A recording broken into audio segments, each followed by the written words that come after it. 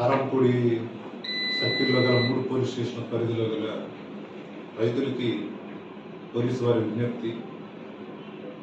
కొత్తగా ఇప్పుడు ఈ పొలాలు దుక్కులు దున్నడానికి దుక్కి కోసం ఏర్పాటు చేసే ఇనప చక్రాలు ఏర్పాటు చేసుకొని ఈ తారు రోడ్లు కొత్తగా వేస్తా ఉన్న రోడ్ల మీద వెళ్ళడం వల్ల రోడ్డు డ్యామేజ్ అవుతున్నాయి. దీనివల్ల వేసిన రోడ్లు తొందరగా పాడైపోవడానికి ఆస్కారం ఉంటుంది. కాబట్టి దయచేసి రైతులు మీరు గమనించగలరు.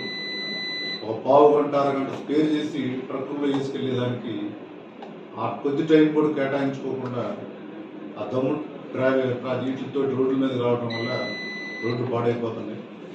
ఇది ఒక మోటార్ వెహికల్ వ్యాక్కి వైలేట్ చేసినట్టే కాకుండా గవర్నమెంట్ ప్రాపర్టీకి భంగం కలిగించిన దాని కింద కూడా తీసుకోబడుతుంది. కేసులు కూడా రిజిస్టర్ చేయబడతాయి.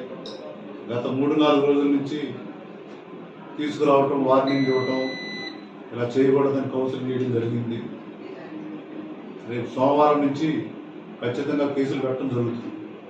దయచేసి రైతులు గమనించి మీరు వాడుకోవాల్సిన రోడ్డును వాడుకునే విధంగా కాకుండా దమ్ముడు ట్రాలీతో కనుక తిప్పితే ఖచ్చితంగా PDPP యాక్ట్ కూడా వేస్తామని మూలంగా రైతులకు తెలియజేస్తుంది.